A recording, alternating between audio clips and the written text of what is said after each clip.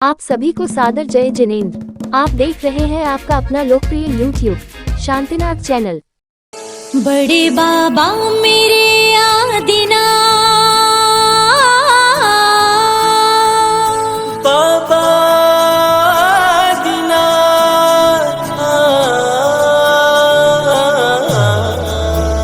बड़े बाबा मेरे आदिनाथ, मैं तेरी भक्ति करूं दिन रात। शरण मोहे रख लीजिए, शरण मोहे रख लीजिए। हो बड़े बाबा मेरे आदिनाथ, मैं तेरी भक्ति करूं दिन रात। शरण मोहे रख लीजिए, शरण मोहे रख लीजिए। बड़े बाबा मेरे आदिनाथ।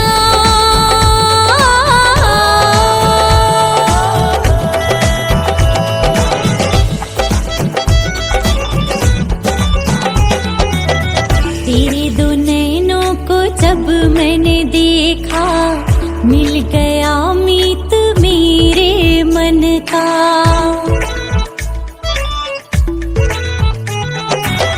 तेरे दो नैनों को जब मैंने देखा, मिल गया मीत मेरे मन का। खोल दी मेरे अंतर की आँख, मैं तेरी भक्ति करूं दिन रात। शरण मोहे रख लीजिए, शरण मोहे रख लीजिए। बड़े बाबा मेरे आदिनाथ।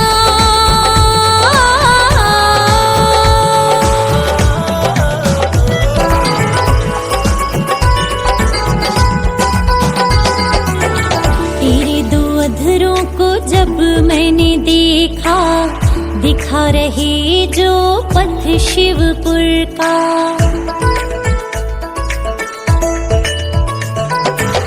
तेरे दो अधरों को जब मैंने देखा, दिखा रहे जो पथ शिवपुर का। मेरा देना मोक्ष तक साथ, मैं तेरी भक्ति करूं दिन रात। शरण मोहे रख लीजिए, शरण मोहे रख लीजिए। बड़े बाबा मेरे आदिनाथ।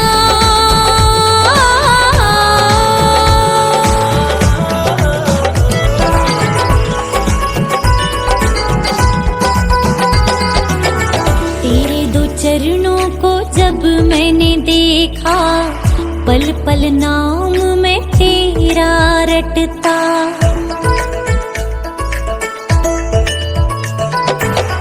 तेरे दो चरणों को जब मैंने देखा, पल पल नाम में तेरा रटता।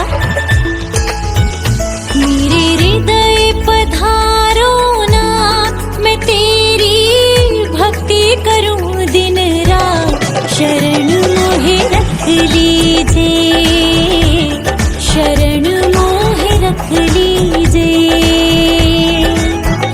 बड़े बाबा मेरे आदिनाथ।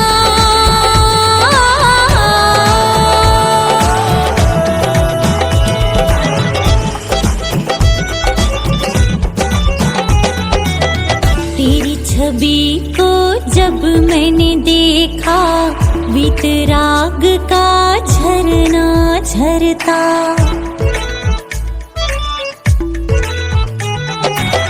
तेरी छवि को जब मैंने देखा, वीतराग का झरना झरता।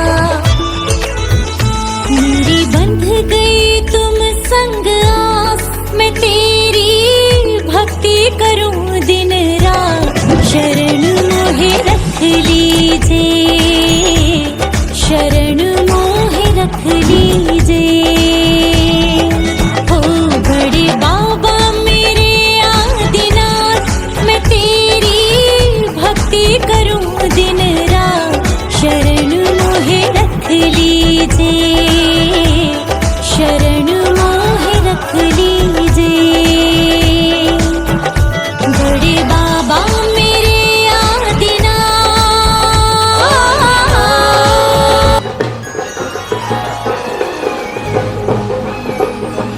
पूर्णमति माँ का पूर्ण जीवन संयम समर्पण की परिभाषा।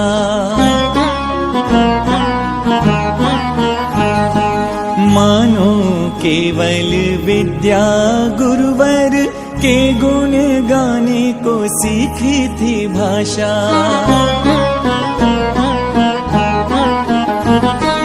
ज्ञान का कोई पार नहीं है,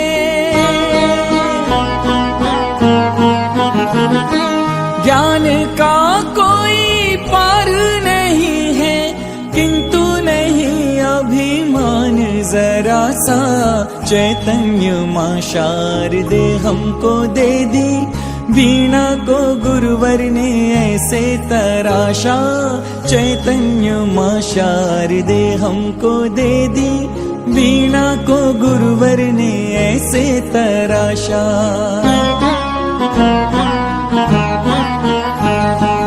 धन्य घड़ी धन्य धन्य दिवस था, अक्षय तृतीया की तिथि पावन।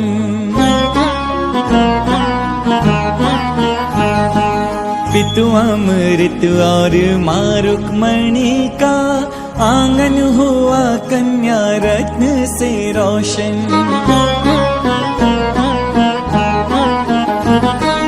एक नई पहचान मिली,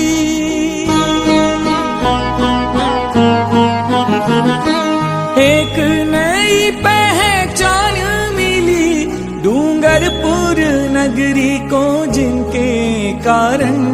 ऐसी गुरु माँ पूर्णमति के तीर्थ समचरणों में वंदन। ऐसी गुरु माँ पूर्णमति के तीर्थ समचरणों में वंदन। हृदय वेदी पर वास करो मेरे ऋषिराज। शनि को शरण बिहारी हूँ आया।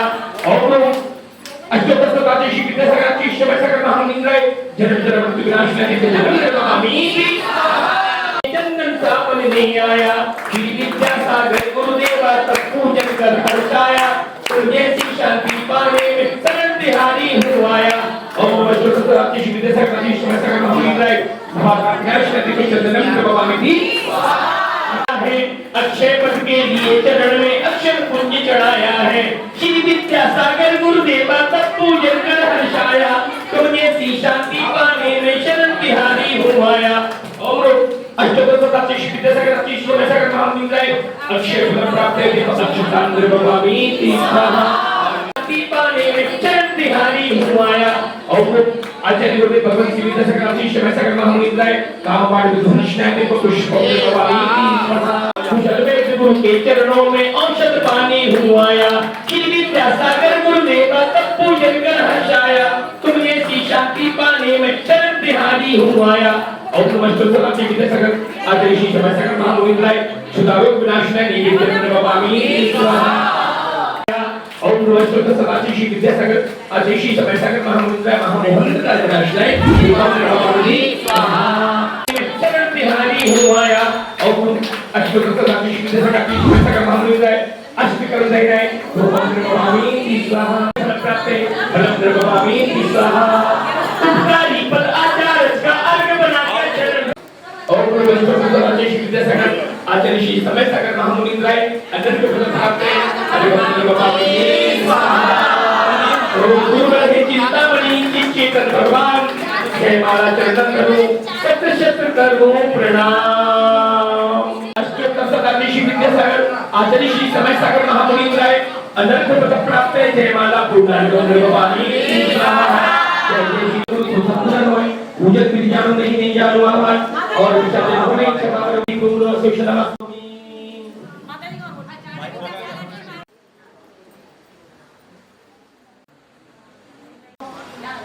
एक बार जोरदार जयकार लगाएंगे। जय बोले चैतन्य चमत्कारी चिंतामणि श्री पार्श्वनाथ भगवान की। आचार्य श्री समय सागर जी महाराज की। परम पूजनीय आध्यात्मिक श्रमणी आरिका रत्न पूर्णमती माता जी की, वंदनी आरिका संघ की। महानुभाव श्री विद्यासागर जी महाराज की, आचार्य श्री समय सागर जी महाराज की, अहिंसा में विश्व धर्म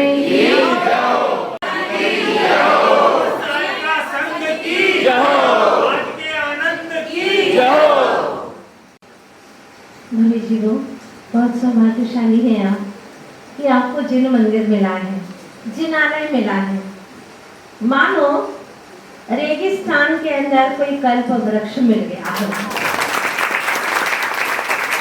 रेगिस्तान में बेहताशा व्यक्ति घूमता भटकता, जहाँ पानी की कोई आशा नहीं रहती, वहां पर उसे यदि कल्प वृक्ष मिल जाए तो कहना ही क्या। ऐसे ही कहते हैं कि रोहिणी का सबसे प्राचीन जिनालय श्री पार्श प्रभु का, संकट हर प्रभु का ये जिनालय, जहाँ आप लोग नित्य प्रतिदिन भक्ति करते हैं और नाम भी है अहिंसा विहार। वाह, ऐसा है जैसे कि एक व्यक्ति अपना बहुत बड़ा मकान बनाना चाहता था, वो बनाता लेकिन थोड़े ही दिन में टूट जाता। उसके मित्र ने कहा क्या बात है? उसने कहा मुझे भी समझ में नहीं आ रहा, पता नहीं कोई देवी प्रकोप है या ये सारी सामग्री जो लगा रहा हूँ वो ही नकली है, मुझे कुछ समझ में नहीं आता।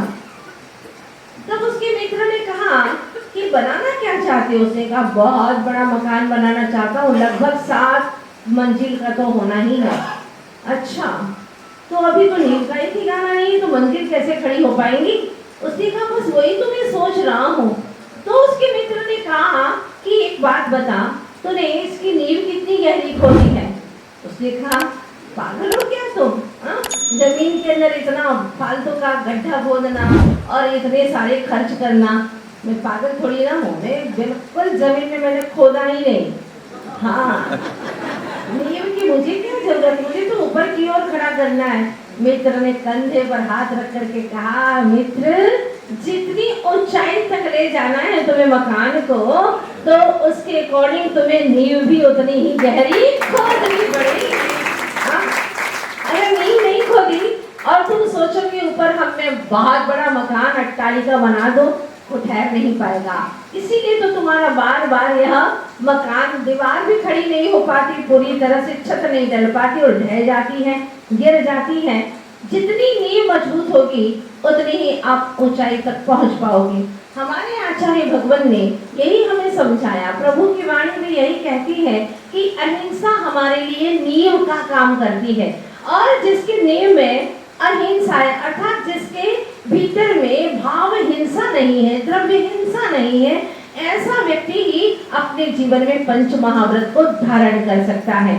अहिंसा की नींव पर ही शेष 4 व्रतों का आरोपण किया जा सकता है।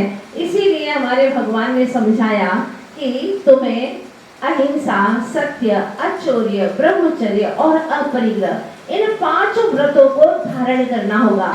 ये 5 व्रत तो ऐसे हैं जैसे कि 4 स्तंभ है और इसके ऊपर छत डली हुई है, जहाँ व्यक्ति आराम से अपनी जिंदगी को गुजार सकता है। बस वैसे ही, लेकिन हमने क्या किया, ये 5 महाव्रत या 5 व्रतों में से अहिंसा के अ को निकाल दिया, क्या बन गया? और अ निकाल करके सत्य के आगे लगा दिया, असत्य बन गया। फिर अचोरी का अ को निकाल दिया और ब्रह्मचर्य के आगे लगा दिया, चोरी और अब्रह्म हो गया। और अपरिग्रह के अ को निकाल करके अपने तिजोरी में डाल दिया। ये 5 पाप बना दिए। भगवान ने कहा था 5 व्रतों का अपने जीवन में संयम से अनुकरण करो, अनुसरण करो। लेकिन हमने क्या किया, जरा सोचना, अहिंसा ठोर ठोर पर, खाने में हिंसा हो रही है, अहिंसा का आलम्बन नहीं लिया, खाने में, भोजन में हिंसा, पीने में हिंसा, पानी अब शुद्ध बचा ही नहीं है, मिनरल वाटर पी रहे हैं आप लोग, पता नहीं कौन सा पानी पी रहे हैं जो क्षमता तो है ही नहीं। पानी में हिंसा, भोजन में हिंसा, चलने फिरने में हिंसा, कपड़े में हिंसा, विचारों में हिंसा। इसलिए 3 विशेष आकार है, उसका ध्यान रखना है, अहिंसा, अनिकांत और अपरिग्रह। अगर इन तीनों का आलम्बन आपने ले लिया तो हमारा जीवन तीन रत्न की त्रिवेणी से युक्त हो जाएगा और मोक्ष मार्ग तक पहुंच जाएगा।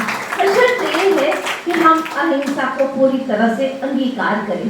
विचारों के अंदर भी अपरिग्रह नहीं आता। आप बाहर के परिग्रह को तो छोड़ना चाहते हैं, लेकिन विचारों के और आग्रह के परिग्रह को छोड़ना नहीं चाहते।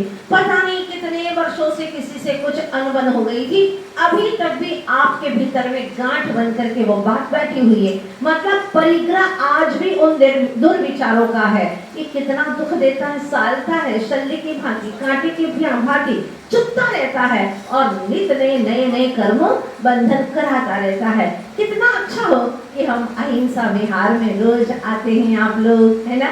हाँ, तो अहिंसा में विहार करो, विचरण करो। और प्रभु पार्षदाथ ने जिसने 9 भाव तक वेर किया उनको भी क्षमा कर दिया प्रभु आपने। हे सावरिया प्रभु धन्य है। आपके जीवन चरित्र को देख करके हमें भी लगता है कि हमें भी अपने जीवन में आपने 9 भाव तक क्षमा किया। 10वें भाव में आखिर आप भगवान बन गए क्षमा के बल पर, तो आप एक भाव में तो किसी को क्षमा कर ही सकते हो ना। हाँ, कर सकते हो कि नहीं कर सकते। तो आज ये तय करना, जब भी भगवान को देखे बस यही भाव आए कि भगवान मुझे तो सभी को क्षमा करते रहना है, चाहे कोई मेरी जान लेना चाहे, लेकिन मैं उसके प्रति दुर्व्यवहार नहीं करूंगा। ये संकल्प करके जाए, प्रभु का दर्शन आपके लिए सार्थक हो जाएगा। क्योंकि भगवान के लिए आप लोग रोज कहते, तुम पर निर्जन वन में बरसे ओले शोले पत्थर पानी, आलोक तपस्या के आगे चल सकी न सकी। प्रभु जब आपके द्वार पर आता हूँ तो मुझे भी लगता है, आपने पार्षदा भगवान की पूजन पढ़ी होगी, उसमें है मैं राग से रागी बना और द्वेष से द्वेषी हुआ, पर आप सानिध्य पाक क्यों नहीं ज्ञानी हुआ। हे प्रभु, मैं आपके द्वार पर रोज आता हूँ। जो मेरी आदत है कि जैसा मुझे निमित्त मिलता वैसा ही रंग में रंग जाता हूँ, तो राग से रागी, द्वेष से द्वेषी होता हूँ। तो आपके जैसे महाज्ञानी की शरण में आकर के ज्ञानी क्यों नहीं हो पाता। भगवान बस मेरे ज्ञान को प्रकट कीजिए, मेरे भीतर में अज्ञान के बादलों को छांट दीजिए भगवान, और मैं भी ज्ञान स्वरूप में निज चैतन्य ज्ञायक अनंत सुख स्वरूप आत्मा का संवेदन कर सकूं। इतनी शक्ति दो मेरे नाथ, ताकि मंदिर आना सार्थक हो जाए। जैसे कि अगरबत्ती जल करके थोड़ी सी देर तक तो जलने के बाद में भी सुगंध देती है ना, तो यहाँ पर जब आप आते हैं तो 24 घंटे तक वितरागता की सुगंध तो बने ही रहना चाहिए। फिर देखो जीवन बदलता है या नहीं बदलता। भगवान के जीवन को देख करके, उनका दर्शन करके हमारा जीवन भी बदल जाए, बस यही भावना है। कुछ ऐसा करिएगा जो आपके अपने कल्याण के लिए हो। और 3 दिन का अभी समागम आप सभी लोगों को मिलने वाला है। चैनल को अभी सब्सक्राइब करें व इस वीडियो को लाइक, कमेंट व शेयर अवश्य करें।